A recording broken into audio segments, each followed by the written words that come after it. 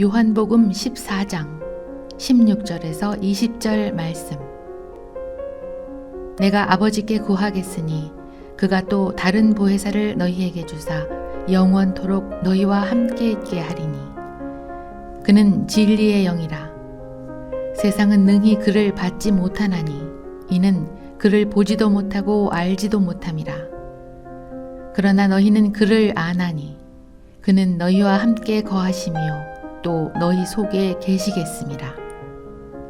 내가 너희를 고아와 같이 버려두지 아니하고 너희에게로 오리라. 조금 있으면 세상은 다시 나를 보지 못할 것이로되 너희는 나를 보리니 이는 내가 살아있고 너희도 살아있겠음이라. 그날에는 내가 아버지 안에 너희가 내 안에 내가 너희 안에 있는 것을 너희가 알리라. 영산 조용기 신학원 성령의 사이버 학교, 4차원의 사이버 학교. 여러분은 이미 준비가 다 되어 있습니다. 여러분 성령 받았지 않습니까? 영적인 세계를 발전시키고 향상시키는데 이보다 좋은 사이버 학교가 있을 수 없습니다. 사이버 학교를 졸업하고 성경을 들고 목사 안수를 받고 온 천하에 다니며 복음을 전가하는 여러분의 모습을 나는 보는 것 같습니다. 인터넷이 연결하는 모든 세상, 시간과 공간의 제약 없이 공부하는 학교.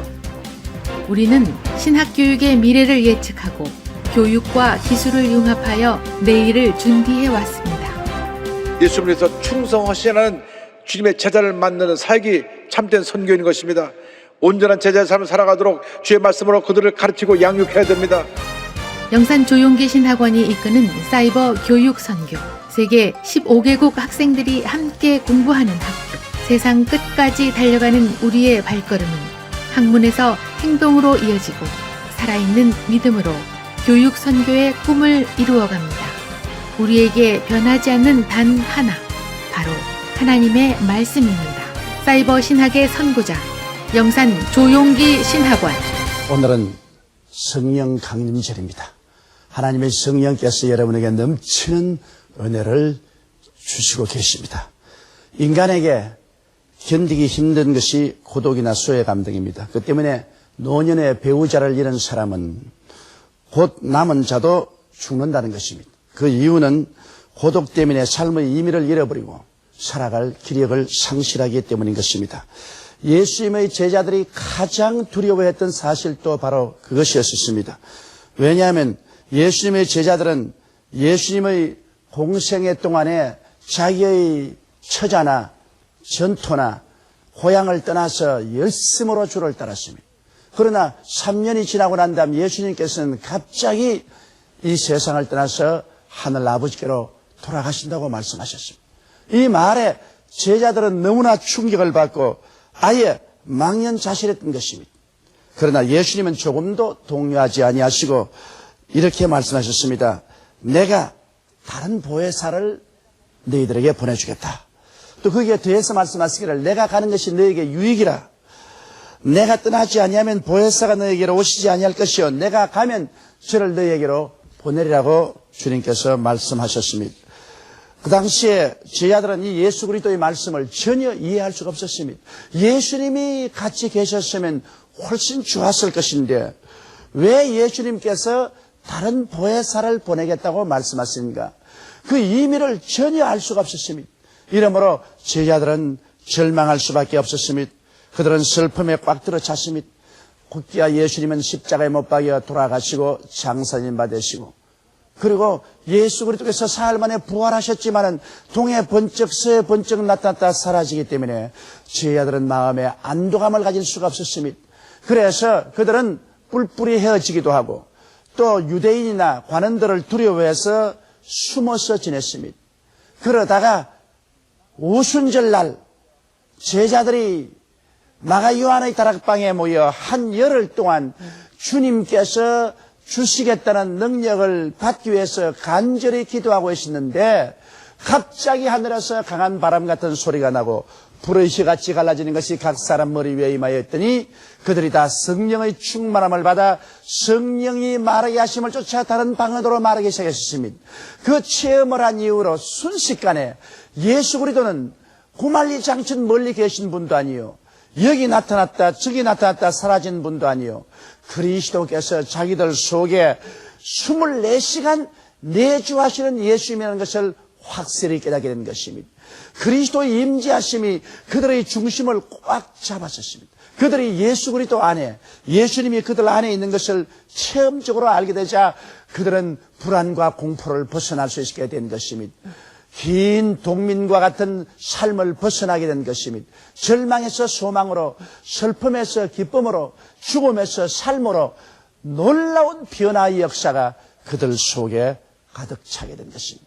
그뿐만 아닙니다. 그들은 이제 예수 그리스도의 십자가에 죽으셨다 부활하신 그 의미를 깊이 깨달아 알게 된 것입니다. 전에는 왜 예수님이 십자가에 죽으셔야만 했냐, 왜 장사님바 되었다가 부활하셔서 성천해야 되는가, 그 이유를 전혀 알 수가 없었습니다. 그러나 성령이 오시자마자 성령께서 그들의 눈을 밝히시고 마음의 깨달음을 주시기 때문에 그들은 예수 그리스도의 죽으심에 대한 의미를 깊이 알게 된 것입니다.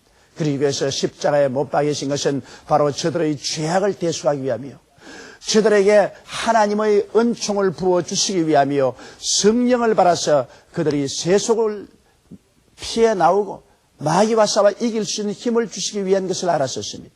예수님이 십자가에 몸짓고 피 흘린 것은 저들의 연약함과 질병을 대신 짊어지고 가기 위한 것도 깨달았습니다.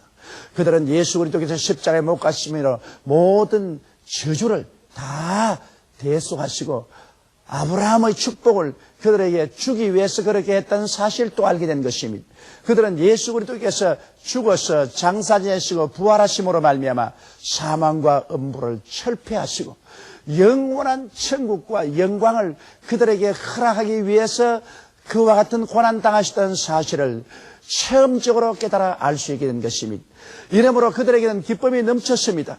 이제는 누구든지 예수 그리스도를 구주로 모시면 거대한 변화가 다가오게 된다는 것을 알게 되었고, 그들이 온 천하 만국에 나가서 증거할 복음의 메시지의 내용을 성령님의 능력으로 깨닫게 된 것입니다. 누구든지 그리스도 안에 있으면 이제 새로운 피조물이 되니 이전 것은 다 지나고 새 것이 된다는 사실을 그들은 마음속에 깊이 깨닫게 된 것입니다. 이러므로 성령을 받고 난 다음에 그들 자신이 고아와 같이 버림받지 않았다는 것을 알게 되고, 그들 자신과 함께 예수님께서 끊임없이 임재하여 계신다는 것을 깨달을 뿐 아니라 그리스도의 죽으심과 부활이 가져오는 엄청난 역사적인 우주적인 구속의 의미를 깨닫게 된 것입니다. 그래서 성령으로 말미암아 그들은 지혜와 총명을 얻어서 담대하게 일어나서 외칠 수 있는 처지에 이르게 된 것입니다. 오순절날 그날에 베드로가 일어나서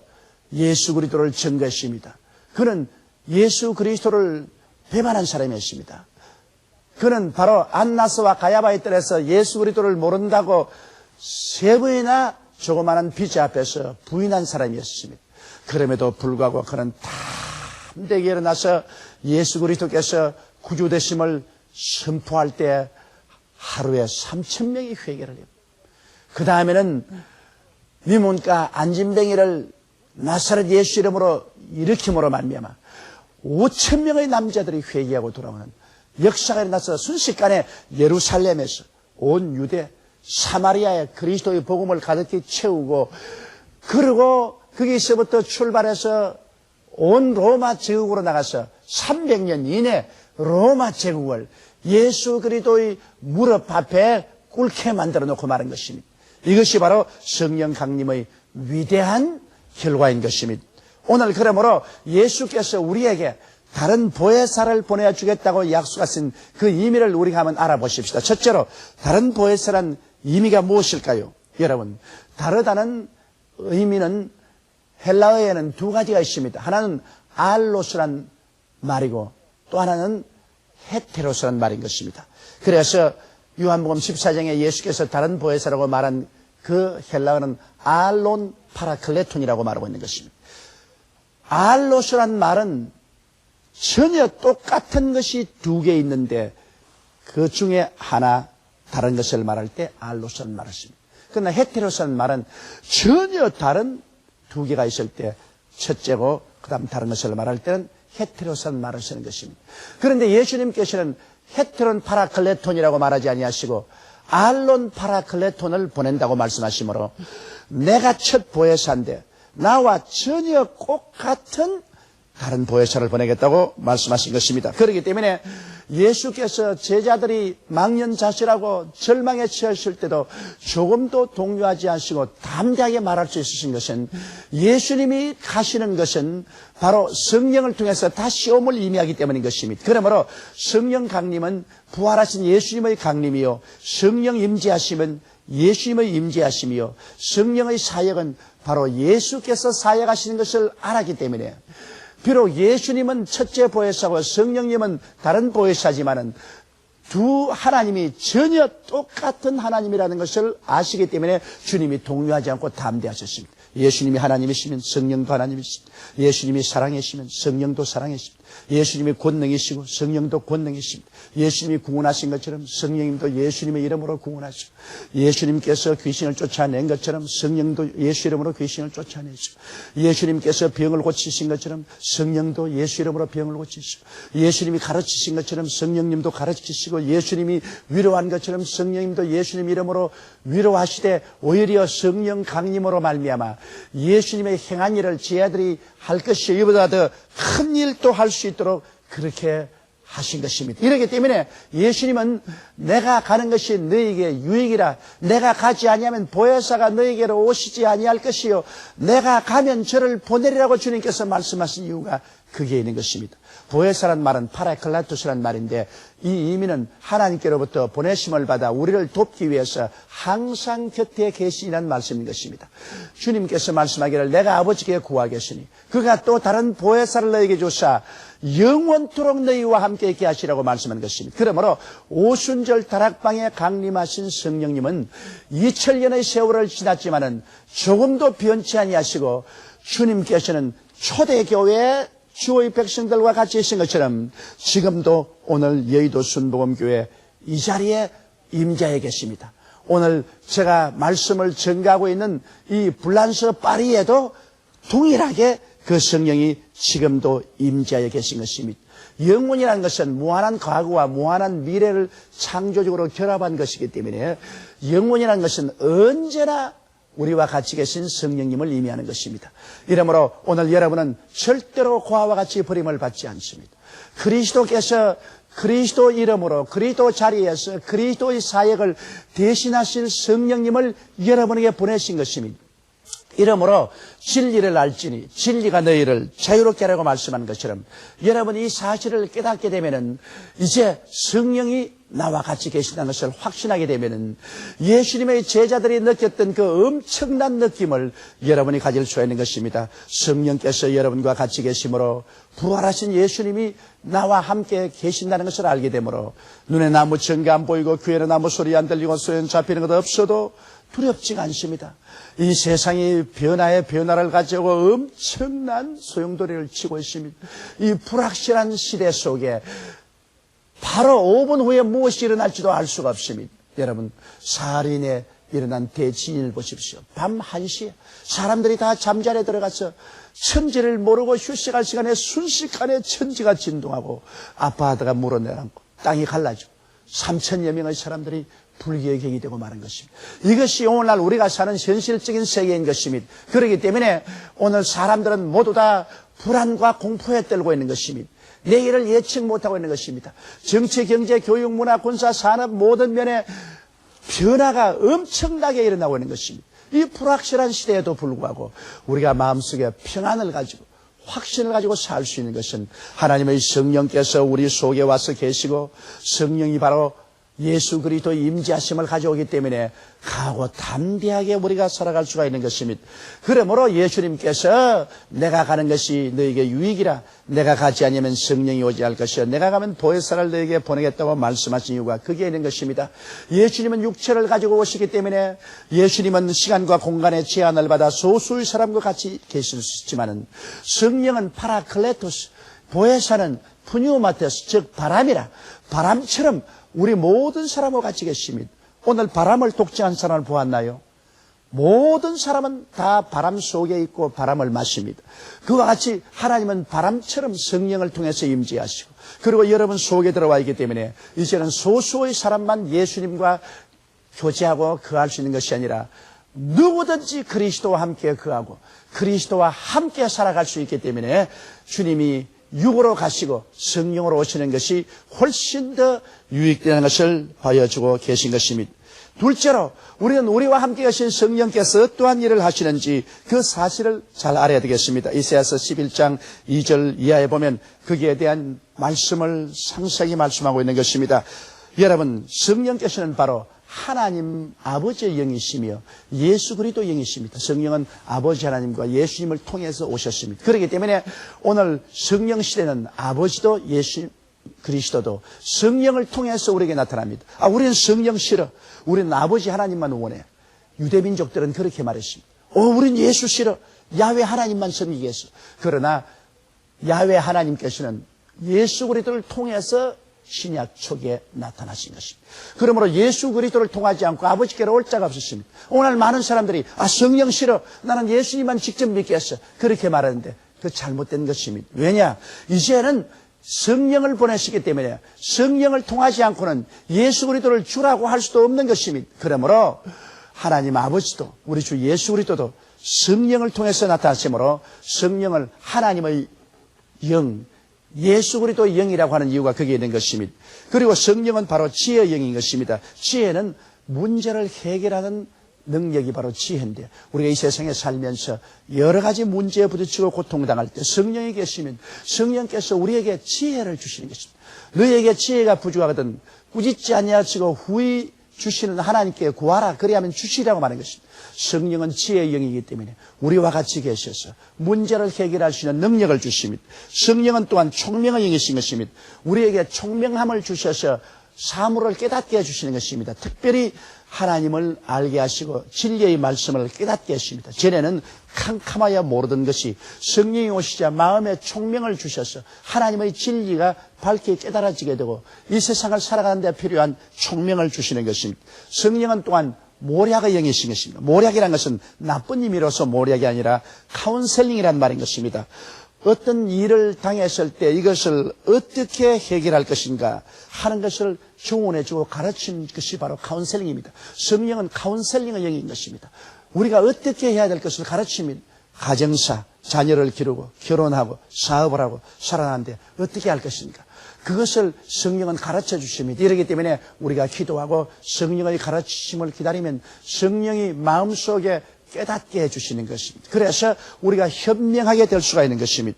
성령은 또한 재능의 영이십니다. 재능이라는 건 바로 능력을 말하는 것입니다. 너희가 성령을 받으면 능력을 얻고, 능력이라는 것은 그저 이런 힘만 능력이 아닙니다.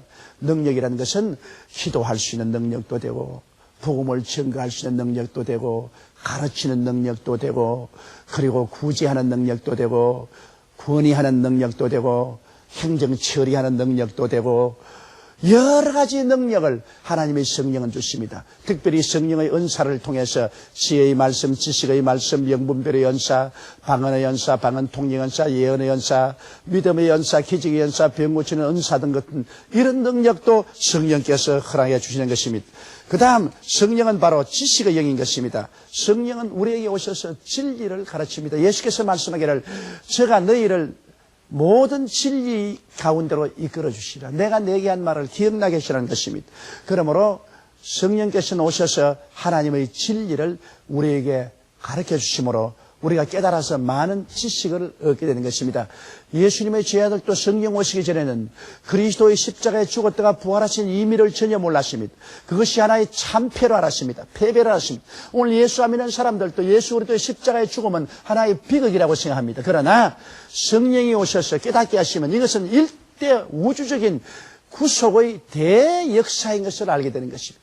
그를 통해서 주님께서는 우리에게 새로운 지식을 주신 것입니다. 우리는 용서받는 의인이 되었다는 지식, 우리는 성령으로 성결하게 됐다는 지식을 주시며 제가 채찍임으로 병고침을 받았다는 지식을 주시고 그리스도로 말미암아 아브라함의 복을 받고 저주에서 해방되었다는 지식을 주시며 사망과 음부에서 해방되어 천국과 영생을 얻게 되었다는 새로운 지식을 주시는 것입니다. 이것은 성령으로 말미암지 않고는 절대로 깨달을 수가 없는 것입니다.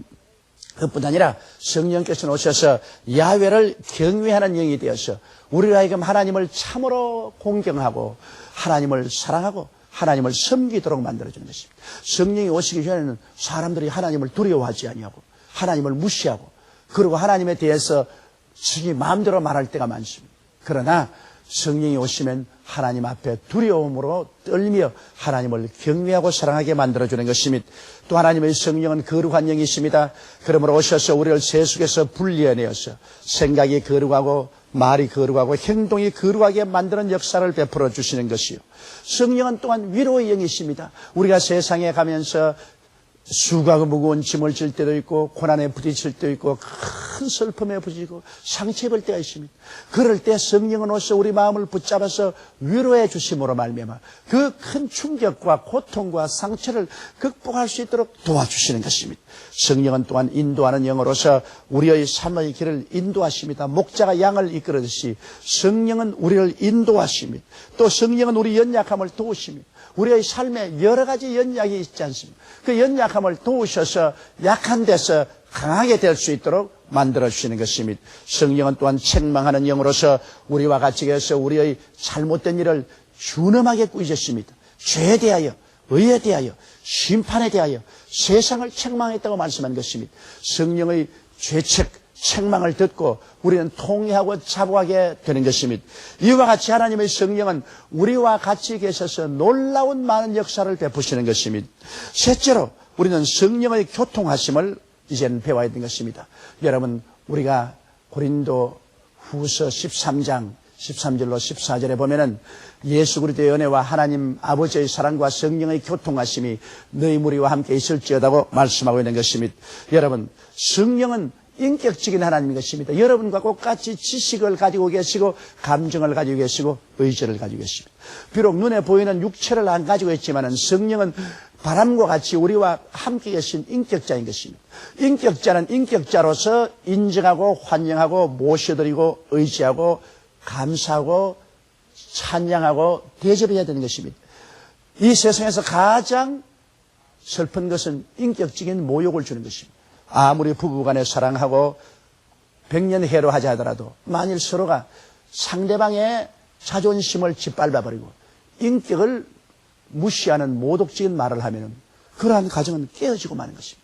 인간은 인격을 가지고 있기 때문에 인격을 모독하는 말은 사람은 견디지 못합니다. 그렇기 때문에 모든 사람들이 적더라도 자존심이 있어서 살아가고 있는 것입니다.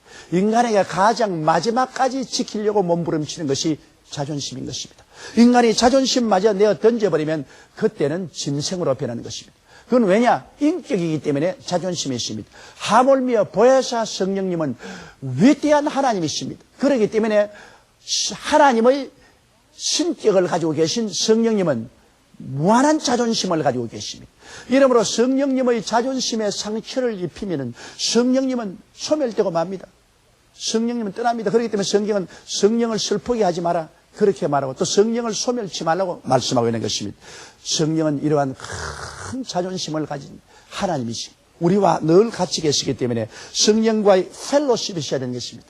코이노니아, 성령과의 교통이란 헬라어로 코이노니아입니다.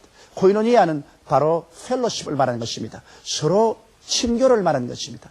친교를 어떻게 합니까? 서로 인정하고 다정하게 인사하고 악수하고 혹은 포옹하고 상대를 인정하고 환영하고 모셔드림으로 우리가 친교할 수 있지 않습니까? 성령은 육체로 안 보이기 때문에 우리는 성령과 친교하기 위해서 성령님 인정합니다. 환영합니다. 모셔드립니다. 의지합니다.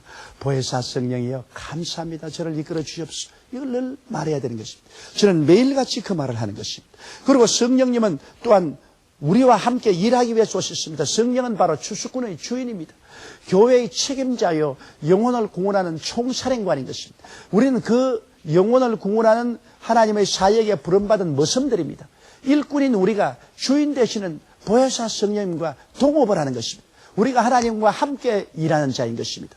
그렇기 때문에 우리는 언제나 성령님의 뜻을 받들어 일을 해야 돼요. 하나님의 사업을 내 마음대로 하겠다고 내가 오늘은 동쪽 밭으로 가고 다음은 서쪽 밭으로 가리라. 이거 안 되는 일인 것입니다.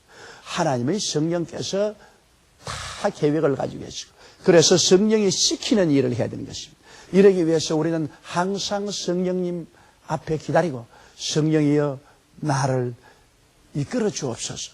종이 주인을 여종이 주모의 손을 바라봄 같이 우리가 야훼 하나님을 바라고 성령님의 인도를 기다려야 됩니다. 성령님은 우리와 항상 동업하십니다. 그래서 하나님의 사업을 이루도록 해주시는 것입니다. 또 그뿐 아니라 성령의 교통합시라는 것은 성령과의 일치를 말하는 것입니다. 항상 성령과 우리는 하나 되어 살아야 되는 것입니다. 성령님과 분리된 삶을 살아서는 안 됩니다. 그렇기 때문에 하나님의 성령을 슬프게 해서는 안 되는 것입니다. 성령이 싫어하는 일을 우리가 해서는 안 되는 것입니다. 성령이 기뻐하시는 일을 함으로 말미암아 성령님과 항상 일치된 삶을 살아야 우리가 참된 펠로십이 되는 것입니다. 또 그뿐 아니라 코이노니아 즉 교통이라는 말은 트랜스포테이션이라는 말인 것입니다. 이것은 뭐냐면 운송한다는 말인 것입니다. 제가 한국에서 칼 비행기를 타고 프랑스 파리까지 왔습니다. 비행기가 없으면 이곳에 13시간 만에 올 수가 없습니다. 또 제가 한국으로 귀국할 때도 칼 비행기를 타고 한국으로 돌아옵니다. 교통입니다. 이 비행기의 교통이기 때문에 왔다 갔다 할 수 있지. 옛날 같으면 몇 달 만에 왔다 갔다 하기 때문에 프랑스에 한번 와서 집회하고 오려면 1년이 거의 걸릴 것입니다. 그러나 오늘날에는 순식간에 왔다 갔다 하는 교통이 되는 것입니다. 여러분도 오늘 교회에 오실 때 그런 교통을 이용해서 오시지 않았습니까? 우리는 성령의 교통하심을 통하여 성령과 친교하고 동업하고 일치를 가지며 그리고 성령님의 운송을 통해서 예수 그리스도의 은혜와 하나님의 사랑을 우리의 삶 속에 우리가 받아서 누릴 수가 있게 되는 것입니다. 그러므로 하나님의 성령께서는 예수 믿지 않은 불신자는 곁에 있어서 감동시키고 책망하셔서 회개하게 만들어주시고 그리고 예수를 구주로 모시면 성령은 우리 속에 들어와서 거하시면서 믿음과 소망과 사랑으로 채워주시고 사랑과 희락과 화평과 오래 참음과 자비와 양성과 중성과 온유와 절제 같은 열매를 맺게 해주시고 우리가 성령 충만한 세례를 받으면 이제 성령께서 우리에게 권세와 능력을 주셔서 우리는 권능 있고 능력 있고 힘 있게 그리스도의 복음을 천하에 전할 수 있게 만들어 주시는 것이요. 그 모든 것 위에 성령님은 인격자이시기 때문에 항상 성령님을 인정하고 환영하고 모셔드리고 의지하며 성령과 동행하게 될 때 여러분은 고아와 같이 살지 않고 소외되지 아니하고 물된 동산같이 넘치는 하나님의 영광과 은총 중에 살아갈 수 있게 되는 것입니다. 다 같이 고개 숙여 기도드리겠습니다. 전능하시고 거룩하신 하나님 우리 아버지요. 오순절날에 성령이 임하시자 고아와 같이 되고 소외되고 버림받았다고 생각하는 제자들이 순식간에 그리스도 임재하심을 모시게 되고 하나님의 위대한 능력을 깨닫게 되고 그리스도의 죽었다 부활하신 그 위대한 진리를 알게 되어서 그들은 기뻐 뛰어 일어나서 목숨을 바쳐서 온 천하에 복음을 전거했습니다. 하나님 우리 아버지여 오늘 2000년 후 이날도 바로 성령은 떠나지 않고 우리와 함께 계십니다. 아버지 하나님이서 우리 모든 주의 백성들이 예수를 구주로 모시고 성령님과 함께 거하면서 성령 충만한 세례받게 도와주시옵소서. 늘 성령님을 인정하고 환영하고 모셔드리고 의지하면서 살아갈 수 있도록 도와주시옵소서.